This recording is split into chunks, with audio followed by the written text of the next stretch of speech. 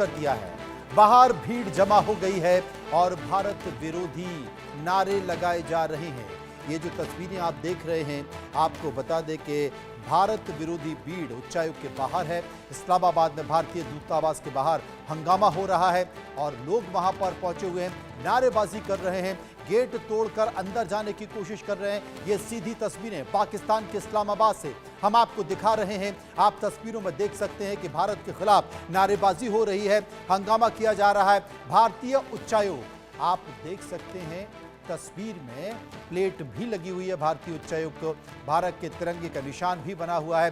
सुरक्षा बल तैनात है, लेकिन प्रदर्शनकारी, पाकिस्तान के प्रदर्शनकारी भारत विरोधी high commission of India Pakistan में, इस्लामाबाद में हाई कमीशन ऑफ इंडिया के बाहर की तस्वीरें आप देख सकते हैं, जहां पर पाकिस्तान के लोग भारत विरोधी नारे लगा रहे हैं।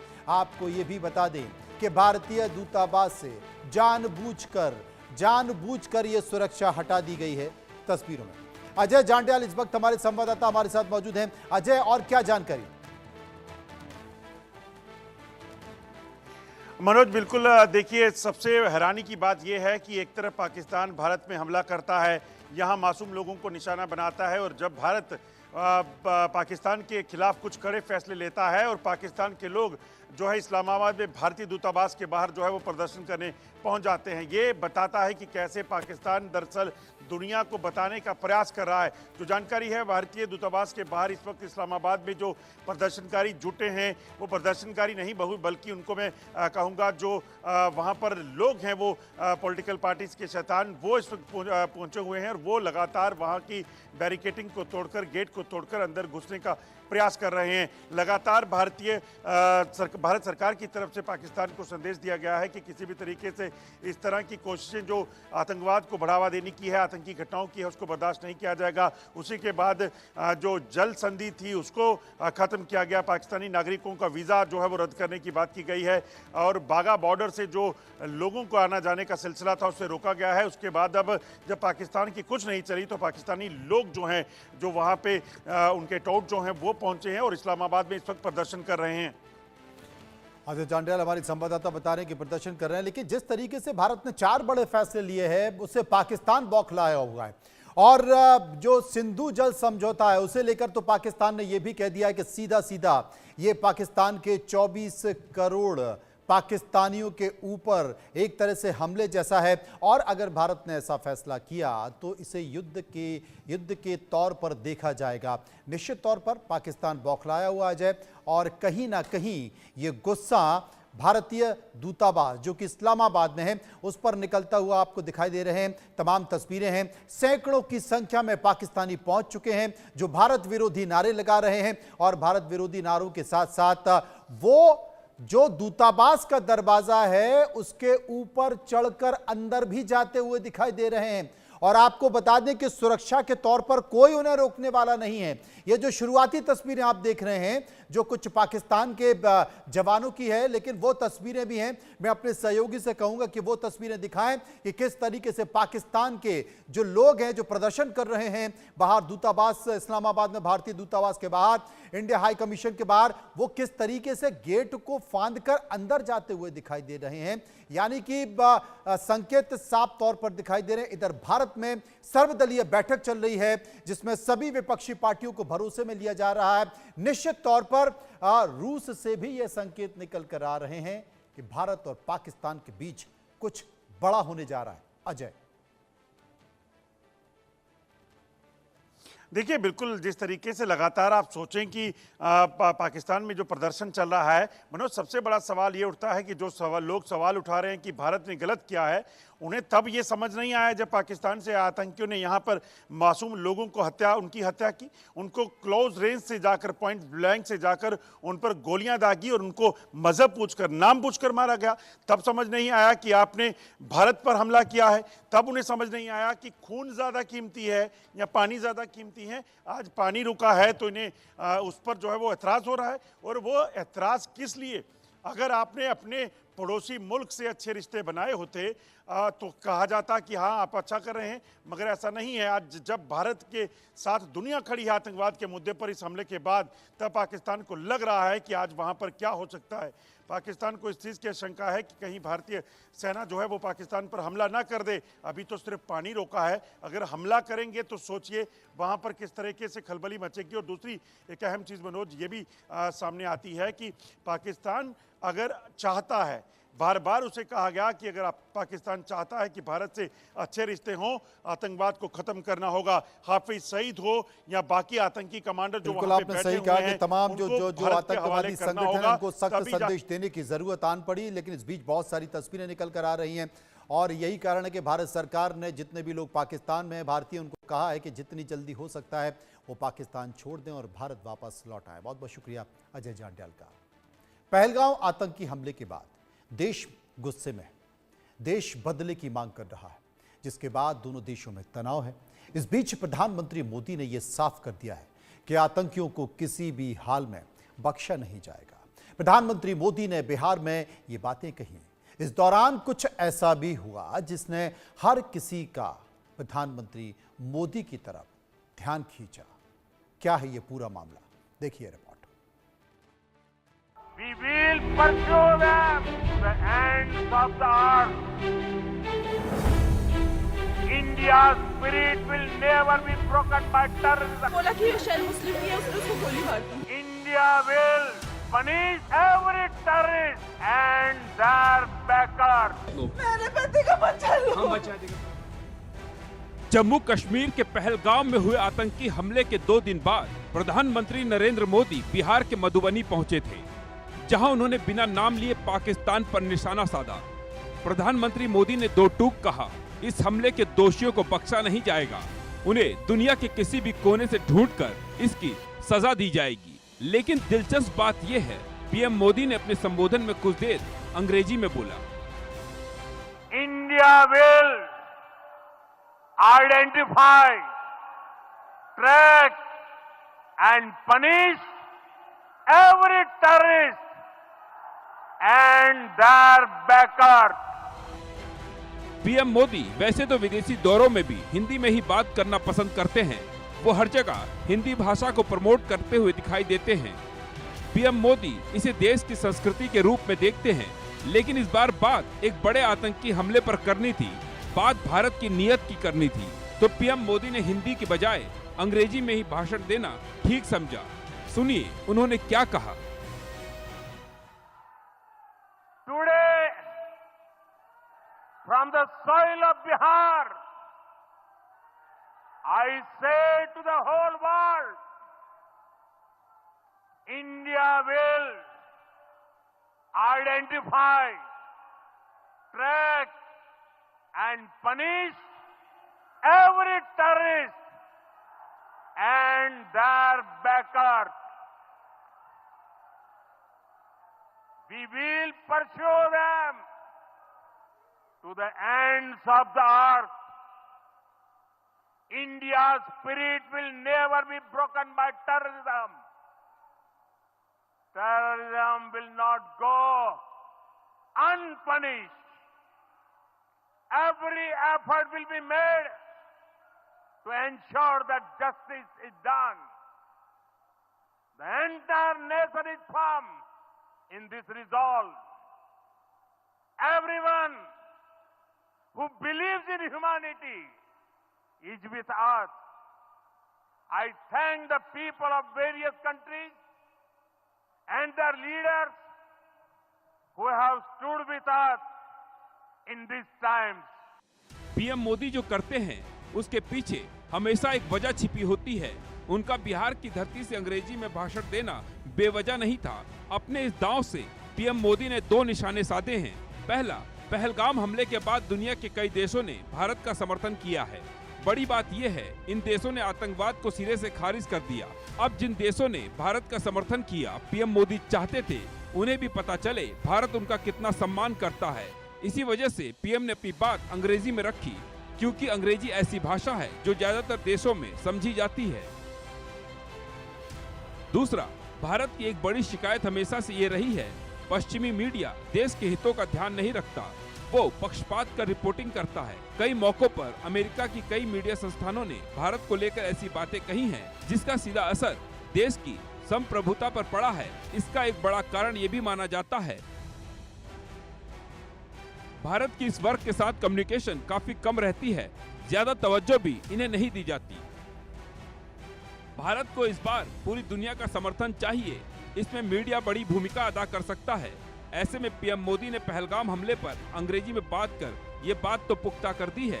भारत के संदेश को अब विदेशों के भी बड़े मीडिया चैनलों में जगह मिलने वाली है। अंग्रेजी में दिया गया एक भाषण भारत के पक्ष में माहौल बना सकता है। मोदी का अंग्रेजी में संबोधन उनका इसी प्लान का हिस्सा है। Bureau report, India news. और आपको बता दें कि पहलगांव हमले पर जो सर्वदलीय बैठक सरकार ने बुलाई थी वो लगभग खत्म हो चुकी है। 2 घंटे ये बैठक चली है। गृह सचिव, आईबी चीफ इस बैठक में मौजूद रहे। रक्षा मंत्री राजनाथ सिंह ने इस बैठक की अध्यक्षता की। सरकार की तरफ से अमित शाह जो कि केंद्रीय गृह मंत्री हैं, जेपी नड्डा, स्वास्थ्य मंत्री एस जयशंकर मौजूद रहे। इसके साथ साथ विपक्षी पार्टियों में मल्लिकार्जुन खड़गे, राहुल गांधी भी इस बैठक में शामिल हुए हैं। और आपको बता दें कि ये बैठक खत्म हो गई है। ऑल पार्टी मीटिंग खत्म हो चुकी है और सरकार ने अपना पक्ष रखा है, अपनी बात रखी है। और आपको ये भी बता दें कि बैठक शुरू होने के पहले 2 मिनट का मौन भी रखा गया। 2 घंटे ये बैठक चली है। बैठक खत्म हो चुकी है, जैसा कि आप तस्वीरों में देख रहे हैं।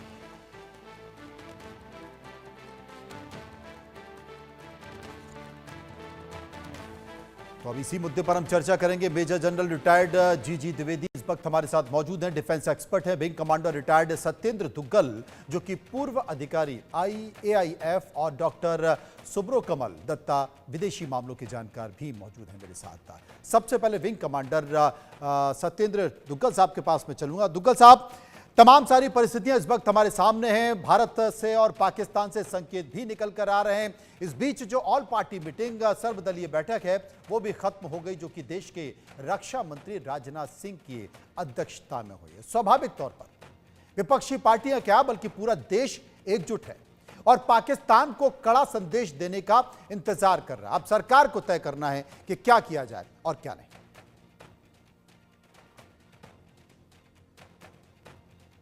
दुग्गल साहब,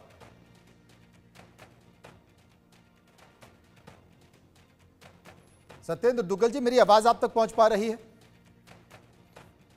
लगता है दुग्गल साहब तक मेरी आवाज नहीं पहुंच पा रही है। मेजर जनरल रिटायर्ड जीजी द्विवेदी साहब के पास मैं चलूंगा, उनसे ही पूछने की कोशिश करूंगा। द्विवेदी जी, संकेत तो साफ तौर पर आज बिहार की सरजमी से देश के प्रधानमंत्री नरेंद्र मोदी ने कर दिया और यह कह दिया कि वो तमाम सारे लोग चिन्हित हैं और बहुत जल्द हिसाब किताब बराबर किया जाए। ठीक है मनोज, आपने ठीक बताया कि देखो ये जो हमला हुआ है ये बहुत ही गहरी चोट पहुंची है भारत के अस्तित्व को और भारतवासियों को। तो इसलिए जिन्होंने ये हमला किया है, जिन्होंने ये हमला करवाया है, ये वाजिब है कि उनकी इसकी सजा मिलनी चाहिए।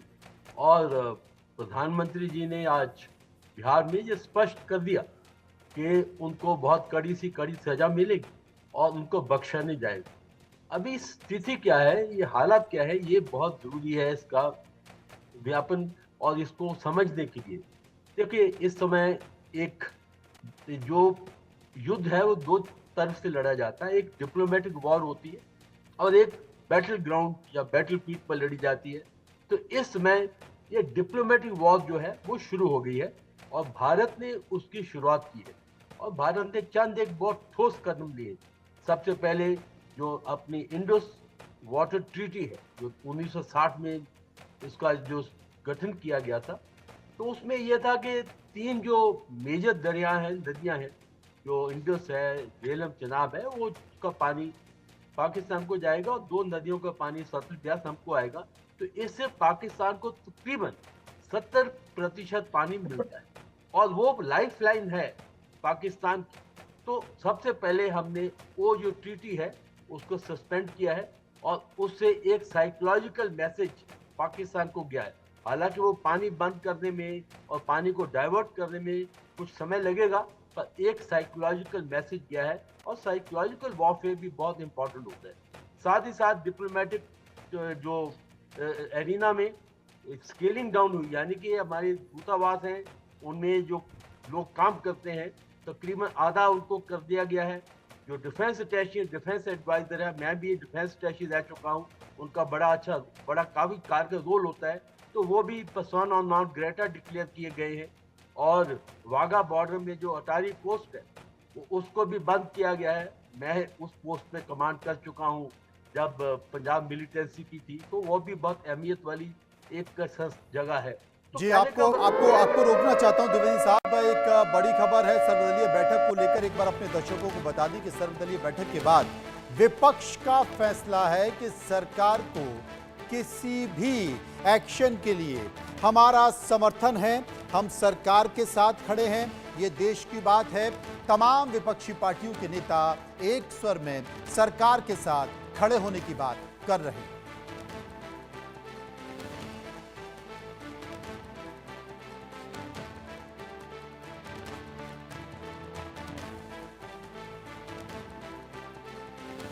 तो आपको बता दें कि सर्वदलीय बैठक खत्म हो गई है। 2 घंटे ये बैठक चली है। राहुल गांधी, मल्लिकार्जुन खड़गे, समाजवादी पार्टी, टीएमसी, तमाम राजनीतिक पार्टियां जो इसमें शामिल हुई और शामिल होकर सरकार के साथ खड़े होने की बात की है। और विपक्षी पार्टियों ने कहा है कि सरकार जो भी फैसला लेगी, विपक्ष और हम सरकार के साथ खड़े हुए। मनोहर केसरी इस वक्त हमारे साथ मौजूद हैं। मनोहर, तमाम नेताओं के क्या बयान?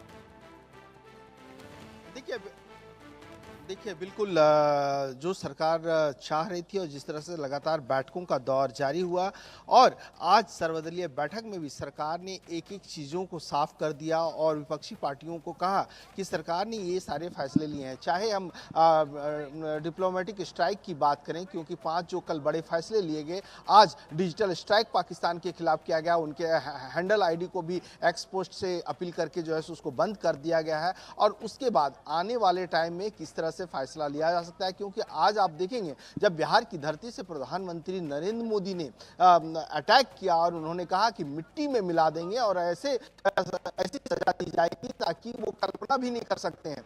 तो ऐसी स्थिति में आज गृह मंत्री और विदेश मंत्री एस जयशंकर दोनों तीनों सेना के प्रमुख और राष्ट्रपति द्रौपदी मुर्मू से मुलाकात करते हैं। वो पहलगाम पे जो भी अब तक डेवलपमेंट रहा है उनकी जानकारी देते हैं, वो इस रिपोर्ट के बारे में बताते हैं। उसके बाद यहाँ पर पार्लियामेंट के अंदर जो है सो करीब 2 घंटे तक सर्वदलीय बैठक चलती है। सभी पार्टियों के नेता इसमें शामिल होते हैं। राहुल गांधी शामिल होते हैं, मल्लिकार्जुन खड़गे शामिल होते हैं, राम गोपाल यादव समाजवादी पार्टी से शामिल रहे, वहीं आम आदमी पार्टी से संजय सिंह। सभी लोगों ने एक सुर में कहा है, चाहे पक्ष हो या विपक्ष हो, क्योंकि लगातार विपक्षी पार्टियां कह रही थी, कुछ पार्टियां तो राजनीति कर रही थी, लेकिन अब सबका सूर एक है। सरकार भी चाह रही थी कि सबको साथ लेकर के हम पाकिस्तान के खिलाफ, आतंकवाद के खिलाफ जो है सो एकजुट होकर के उनके खिलाफ चढ़ाई करें। तो अब पाकिस्तान के खिलाफ भारत ने डिप्लोमेटिक मनोहर, आपने बताया कुल मिलाकर 2 घंटे जो सर्वदलीय बैठक चली है, उस बैठक से संकेत निकलकर यही आया है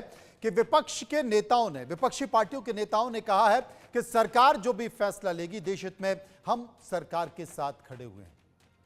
डॉक्टर सुब्रो कमल दत्ता, विदेशी मामलों के जानकार, मेरे साथ मौजूद हैं। सबसे पहले मैं उन्हीं के पास चलूंगा। दत्ता साहब, तमाम विदेशी सरकारें वहां के कूटनीति से जुड़े हुए लोग हैं और वहां की मीडिया से भी संकेत निकल कर आ रहे हैं। रूस का मीडिया कहता है कि भारत कुछ बड़ा करने जा रहा है। जी, कहीं ना कहीं पे अब बड़ा कुछ ही होगा, क्योंकि हमने देखा कि बालाकोट स्ट्राइक के बाद भी पाकिस्तान सुधरा नहीं है और पाकिस्तान सुधरने वाला नहीं है। क्योंकि एक कहावत है ना कि कुत्ते की जो पूंछ है वो हमेशा टेढ़ी ही रहती है, कितना भी कोशिश क्यों ना करे। अब समय आ गया है कि एक आर पार की लड़ाई की तरफ भारत को जाना चाहिए। और शिमला समझौता के समय जो चूक हुई थी और 71 की लड़ाई जंग जीतने के बाद जहां पे डिप्लोमेसी में हम लोग चूक गए थे, वो सारी चीजों का कहीं ना कहीं पे एक तरह से अमेंडमेंट करके उसको सुधारा जाए।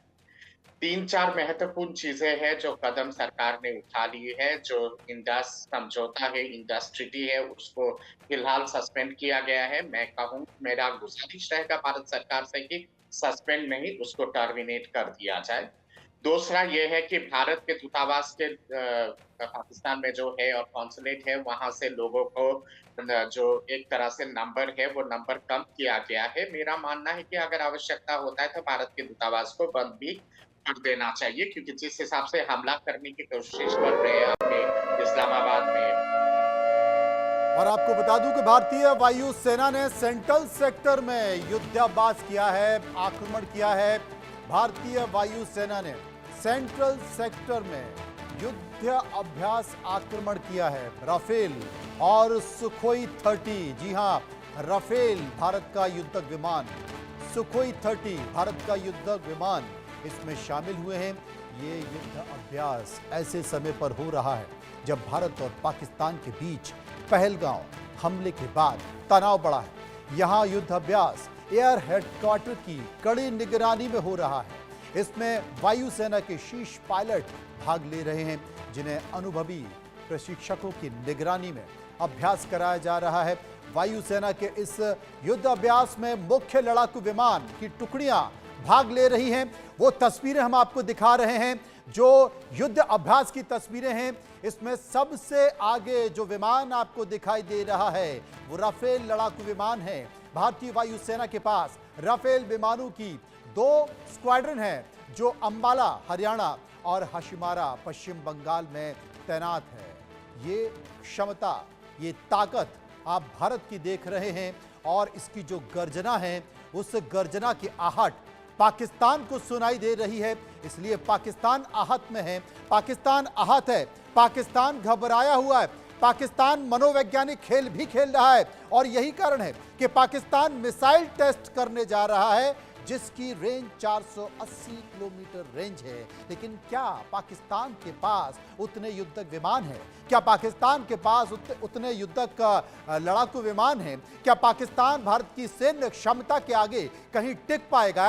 लेकिन साफ तौर पर पाकिस्तान डरा हुआ है। पाकिस्तान गीदड़ धमकी भी दे रहा है, क्योंकि सिंधु जल समझौते को लेकर पाकिस्तान ने यह कहा है, पाकिस्तान ने कहा है कि यह 24 करोड़ पाकिस्तानियों के साथ गलत होगा और भारत ये फैसला उठाता है, भारत इस फैसले पर आगे बढ़ता है तो ये युद्ध का प्रयास होगा। मेरे साथ सत्येंद्र दुग्गल साहब हैं। दुग्गल साहब, हम वो तस्वीरें अपने दर्शकों को दिखा रहे हैं भारतीय वायुसेना के युद्ध अभ्यास की, क्या कहेंगे? देखिए, ये कॉन्फिडेंस बिल्डिंग मेजर होता है, जो कि कॉन्फिडेंस ना सिर्फ अपने ट्रूप्स में होता है बल्कि जो आम जनता होती है उसमें भी एक मैसेज जाता है कि हम तैयार हैं, we are ready for the ultimate battle. ये उसके लिए बहुत इंपॉर्टेंट है। और इसके अलावा एक बहुत जरूरी बात ये हो जाती है दैट कभी कभी जो थोड़ा सा लेट बैक एटीट्यूड लोगों में हो जाता है उसको सडनली शेकअप करके बताना पड़ता है कि हम तैयार हैं, हम आ रहे हैं। वो एक बहुत बड़ा मैसेज है। स्लंबर में से उठकर हम we are ready for any movement, any strike, we are ready for that. तो ये उस तरफ इंगित करता है, उस तरफ इशारा करता है। दुग्गल साहब बता रहे हैं कि ये युद्ध अभ्यास इसलिए भी है कि एक मनोवैज्ञानिक प्रभाव भी है और एक कॉन्फिडेंस बिल्डिंग प्रक्रिया भी इसे कह सकते हैं।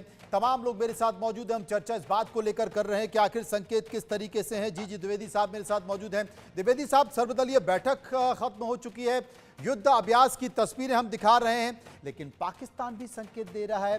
पाकिस्तान ठीक ऐसे समय पर जब दोनों देशों के बीच तनाव है तो पाकिस्तान मिसाइल टेस्ट करने जा रहा है जिसकी 480 किलोमीटर रेंज है। ये संकेत क्या है? देखो, ये युद्ध जो होता है इसमें पहले कैपेबिलिटी डेमोन्स्ट्रेशन की जाती है कि हमारी कैपेबिलिटी क्या है, हम क्या कर सकते हैं। जैसे भारत ने अभी युद्ध अभ्यास किया है तो वो एक डेमोन्स्ट्रेशन है, ये बताने कि ये हमारी ताकत है। तो इसी प्रकार जो पाकिस्तान है वो भी अपनी ताकत को दर्शाएगा और ये जो मिसाइल टेस्ट कर रहा है ये भी पटाखे चलाएगा वो, क्योंकि युद्ध में तो इंफॉर्मेशन वॉरफेयर है, साइकोलॉजिकल वॉरफेयर है, ये सब चलते। और सबसे इम्पोर्टेंट जो चीज होती है युद्ध में मोराल अच्छा होना चाहिए। तो देश को मोराल बढ़ाने के लिए हम ये सारे डेमोन्स्ट्रेशन करते हैं और दुश्मन का मोराल डाउन करने की कोशिश करते हैं, ताकि जब हम युद्ध में एक्चुअल आ जाए तो मोराल एक बहुत इंपॉर्टेंट फैक्टर होता है। तो इसलिए ये युद्ध की तैयारियां हो रही हैं, दोनों अपनी क्षमता दिखाएंगे और पाकिस्तान की जो घबराहट है वो सामने नजर आ रही है, जिससे वो एक एक्शन ले रहा है। आप यही बताइए कि जब हमने उनकी इंडस वाटर ट्रीटी को सस्पेंड किया तो उन्होंने क्या किया कि भाई हम शिमला एग्रीमेंट को सस्पेंड कर रहे हैं। अरे शिमला एग्रीमेंट तो उसमें कुछ है ही नहीं है, और मैं खुद बांग्लादेश की लड़ाई लड़ा हूँ, बल्कि हम उसमें शॉर्ट चेंज हुए, यानी कि पाकिस्तान का उसमें बहुत फायदा हुआ। उसके सामने 1000 PW गए, हमने अपनी जमीन जो कैप्चर की थी वो दी, और LOC जो हमने एक समझौता हुआ। द्विवेदी साहब, इस बीच एक और बड़ी खबर आ रही है भारत के सामने। क्या ये पाकिस्तान का सरेंडर है? क्योंकि सिंधु जल समझौते पर पाबंदी सही नहीं है, पाकिस्तान ये कह रहा है। पाकिस्तान कह रहा है कि हमें बातचीत से मसले सुलझाने होंगे, इस तरह के फैसले बेहतर नहीं है।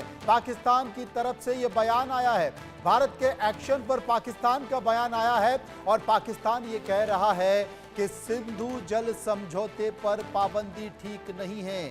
बातचीत के साथ, हमें बातचीत के साथ मसले को सुलझाने होंगे, क्योंकि जिस तरीके से पूरे विश्व में चर्चा चल रही है, पूरा विश्व, कई देश ये मान रहे हैं, पूरा इंटरनेशनल मीडिया ये मान रहा है कि भारत कुछ बड़ा करने जा रहा है, पाकिस्तान को लेकर भारत कुछ बड़ा करने जा रहा है, और कहीं ना कहीं पाकिस्तान की हालत खराब है।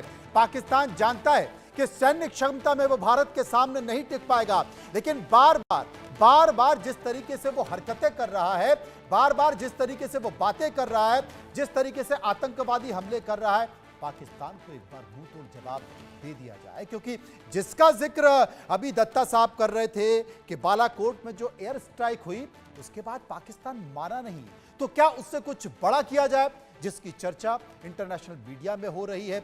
इंटरनेशनल मीडिया इस बात का जिक्र भी कर रहा है कि भारत कुछ बड़ा करने जा रहा है, पाकिस्तान को लेकर बड़ा करने जा रहा है, और पाकिस्तान जानता है कि उसकी क्षमता क्या है।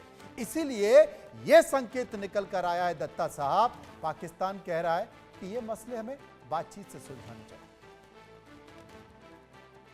क्योंकि पाकिस्तान का वैसे ही आर्थिक हालत बहुत खतरनाक है, और जिस तरह का परिस्थिति है, हाहाकार है वहाँ पे। गिलगित एक तरह से पाक कश्मीर, गिलगित बाल्टिस्तान पे बगावत है, वो लगभग पाकिस्तान के हाथ से निकल चुका है। खैबर पख्तूनख्वा कहीं ना कहीं पे पाकिस्तान के हाथ से निकल गया है। तालिबान ने गंद मचा के रखा है, अफगानी तालिबान ने। और उसके साथ साथ बलूचिस्तान पे सब जानते हैं कि बलूचिस्तान एक तरह से आजाद हो चुका है। पॉलिटिकल आजादी की घोषणा की खाली औपचारिकता बाकी है। मैं समझता हूं कि जिस हिसाब से पाकिस्तान ने लगातार भारत के विरोध में जघन्य अपराध किए, आज समय आ गया है कि गिलगित बल्तिस्तान, पाक कश्मीर को वापस लिया जाए। खैबर पख्तून पे जो लिबरेशन जो मूवमेंट चल रहा है, सीन पे जो लिबरेशन मूवमेंट चल रहा है, और बलूचिस्तान पे जो लिबरेशन मूवमेंट चल रहा है, उनको भारत सरेआम समर्थन दे, और अगर आवश्यकता हुई तो पाकिस्तान के 3-4 टुकड़े करने की जरूरत अगर पड़ती है तो टुकड़ा कर दिया जाए पाकिस्तान का, क्योंकि ये कहीं ना कहीं पे नासूर है ये देश, और ये हमेशा नासूरी ही रहेगा। पाकिस्तान का नीति है कि we will bleed India in 2000 का। मैं कहता हूं कि अगर उनका रणनीति और उनका सोच अगर ऐसा है कि भारत पे 1000 काट देके हमेशा रखवा, मैं कहता हूं कि आज समय है कि हम लोग 1 कोटि बिलियन कट्स देंगे पाकिस्तान को, और उसको अपनी भाषा के हिसाब से समझाएंगे। इस पे कोई आवश्यकता नहीं है कि मिलिट्री एरियाज पे आक्रमण किया जाए और नॉन मिलिट्री एरियाज को छोड़ दिया जाए। जब आपका जब हाल फिलहाल जब इन लोगों ने इतना बर्बाद जो दहशतगर्दी कश्मीर में किए हैं, 79 लोग जब मारे हैं, वो सिविलियन नहीं थे, वो निर्दोष लोग नहीं थे। जब हमारे देश के सिविलियन लोगों के ऊपर इस तरह का रक्तपात पाकिस्तान के आतंकवादी संगठन मचाता है, तो हम भी क्यों बख्शे उनके सिविलियन लोगों को? हमें भी उस तरह से सोचने की आवश्यकता है। यासिर मुनीर जो पाकिस्तान का आर्मी जनरल है, वो तो आतंकवादी का भाषा बोलता है। मैं मानता हूं कि वो पाकिस्तान का सबसे बड़ा आतंकवादी है, और उसको कटघरे में खड़ा किया जाए। बिल्कुल आपने सही कहा, लेकिन इस वक्त की खबर यही है जिसकी चर्चा चल रही है कि भारतीय वायुसेना ने सेंट्रल सेक्टर में युद्ध अभ्यास किया है। भारतीय वायुसेना ने सेंट्रल सेक्टर में युद्ध अभ्यास किया है, युद्धक विमानों के साथ, राफेल और सुखोई 30 के साथ युद्ध अभ्यास किया है। और ये युद्ध अभ्यास ऐसे समय पर हो रहा है जब भारत पाकिस्तान के बीच पहलगांव हमले के बाद तनाव बढ़ा है। ये युद्ध अभ्यास एयर हेडक्वार्टर्स की कड़ी निगरानी में हो रहा है, जिसमें वायुसेना के शीर्ष पायलट भाग ले रहे हैं, जिन्हें अनुभवी प्रशिक्षकों की निगरानी में अभ्यास कराया जा रहा है। कॉन्फिडेंस बिल्डिंग एक्सरसाइज भी इसे कहा जाता है। सत्येंद्र दुग्गल साहब जिसका जिक्र कर रहे थे, दुग्गल साहब संकेत क्या है, क्योंकि हमला होता है, सबसे बड़ी बात है भारत का संयम देखिए, भारत का संयम देखती है, और भारत मानवता को लेकर किस तरीके से है कि भारत में तमाम पहलगांव में भारतीय पर्यटकों की आतंकवादी के द्वारा, पाकिस्तान की सेना द्वारा पोषित आतंकवादियों के द्वारा हत्या कर दी जाती है। भारत प्रतिबंधित करता है और भारत में पाकिस्तानी दूतावास सुरक्षित है, लेकिन इस्लामाबाद में भारतीय दूतावास के बाहर पाकिस्तान की जनता प्रदर्शन करती है, तोड़फोड़ करती है, गेट में घुसने का प्रयास करती है। भारत के संयम का और कितना उदाहरण, इससे बड़ा उदाहरण क्या हो सकता है? देखिए, हम जैसे बार बार कह रहे हैं कि भारत कुछ बड़ा करने जा रहा है। मेरी आवाज आप तक आ रही है? जी क्या? बिल्कुल, आपकी आवाज मुझ तक आ रही है। कुछ बड़ा करने जा रहा है। देखिए, हम हमेशा बड़े को युद्ध से या स्ट्राइक से इक्वेट करते हैं। वो तो एक ऑप्शन है ही कि बड़ा करने जा रहा है मतलब स्ट्राइक होगा। उसके अलावा जो है वो और भी कई ऐसे मेजर्स हैं that everything need not start with war and everything need not finish with the war. ये जो बीच में जो एक्टिविटीज हो रही हैं, जैसे कल से जो मेजर्स गवर्नमेंट ने लिए हैं और अभी जो ऑल पार्टी मीट हुई है, वो एक बहुत बड़ा संकेत है कि हम एकजुट हैं। तो ये भी एक बड़ा होने का संकेत है कि हम एकजुट हैं। आज से पहले आप पुराने जितने भी स्ट्राइक्स या इश्यूज उठा के देख लीजिए, ये शायद एक बहुत समय के बाद ऐसा मौका आया है कि सारी जो पार्टीज हैं वो एकजुट हुई, एक प्लेटफॉर्म पर आई, लगभग 48 घंटे में इकट्ठे हो गए, एक जॉइंट स्टेटमेंट टाइप का इशू हुआ। और ये भी एक बहुत बड़ी बात है, क्योंकि पाकिस्तान ये सोचता था कि शायद मैं ये करके और हिंदुस्तान की, भारत की जो पॉलिटिकल डिस्पेंसेशन है उसमें आपस में मैं फ्रेगमेंटेशन पैदा करूंगा। तो ये देश के नेतृत्व का एक बहुत बड़ा सक्सेस है कि वो with in a very short period of time सबको साथ में लेके आया। ये भी एक बहुत बड़ी बात है। युद्ध होगा या नहीं होगा वो तो है ही, वो तो अल्टीमेट है ही। क्या सिर्फ एयर स्ट्राइक होगा या वो लैंड से स्ट्राइक होगा या नेवी स्ट्राइक करेगी, क्योंकि उसका भी बहुत बड़ा रोल है नेवी का स्ट्रेटेजिक। और शायद पाकिस्तान जो है वो अपने उसने जहाज तैयार कर लिए हैं, अपने जो उनके जो वायुसेना के जो उनके जो है एयरफोर्स स्टेशन हैं, लेकिन वो शायद भूल रहा है कि भारत के पास में बहुत सशक्त और अंदर तक मार करने वाली नेवी भी है, जो हम लोग सब शायद भूल जाते हैं। तो वो भी कुछ बड़ा हो सकता है, ऐसी बात नहीं है। उसके अलावा सबसे जो इम्पोर्टेंट, जो बड़ा होने वाला वो ये है कि हम, जैसा आपने बोला, पेशेंस टेस्ट हो रही है। बिल्कुल ये बात नहीं है कि आज ऐसा हुआ और कुछ घंटे में भारत काउंटर स्ट्राइक कर दे, वो ऐसा नहीं हो सकता, ऐसा पॉसिबल नहीं है। वो तो एक बड़ी इमेच्योर जो है वो अप्रोच है। मैच्योर अप्रोच यही है जो अब इस समय आप भारतीय डिस्पेंसेशन, पॉलिटिकल डिस्पेंसेशन में देख रहे हैं। मैं किसी की तारीफ नहीं कर रहा, मैं ये कह रहा हूँ ऐसे ही धीरे धीरे स्केल अप किया जाता है। सबसे बड़ा चैलेंज जो मैं आपको बोलने वाला हूँ ये है कि ये जो पेशेंस आज हम देख रहे हैं, खड़गे साहब और राहुल गांधी जी और AIMIM के जो चीफ साहब वहां खड़े थे, इनको पेशेंस रखना पड़ेगा। 15 दिन बाद ये बोलना ना शुरू कर दे कि भारत कुछ नहीं कर रहा, मोदी सरकार कुछ नहीं कर रही, XYZ सरकार कुछ नहीं कर रही। जो होगा वो अपने समय से होगा। आज तो आप देखिए सारे बड़े सौहार्दपूर्ण में बड़े इमोशनल तरीके से सब खड़े थे, लेकिन यही एकजुटता 15, 20, 25 दिन बाद, 1 महीने बाद रखनी पड़ेगी, क्योंकि हमारा ये हिस्ट्री बताती है, इतिहास बताता है कि 7वें, 8वें, 10वें दिन या तो शीर्ष नेतृत्व जो कि ऑपोजिशन का है या और दूसरे जो निम्न या मध्यम स्तर के नेता हैं, वो एक तरीके से भड़काना शुरू कर देते हैं कि कि केंद्र सरकार बिल्कुल आपने सही कहा। इस बीच राजनीति भी आ जाती है, लेकिन मुझे लगता है कि जो बॉडी लैंग्वेज सर्वदलीय बैठक के बाद विपक्षी नेता और उनकी पार्टियों की दिखाई दी है, वो भारत के साथ है, भारत की सरकार के साथ है, क्योंकि ये एक संकट की घड़ी है और हर भारतीय के अंदर एक गुस्सा है, उबाल है, जो देखा जा रहा है। इस बीच एक और बड़ी खबर आ रही है। वो बड़ी खबर यह है कि पहलगांव हमले के बाद बीएसएफ का बड़ा ऐलान हुआ है। अटारी बॉर्डर पर रिट्रीट सेरेमनी पर बड़ा फैसला लिया गया है। सेरेमनी के दौरान गेट बंद रखा गया। पाक जवानों से भारतीय सेनाओं ने हाथ नहीं मिलाया है।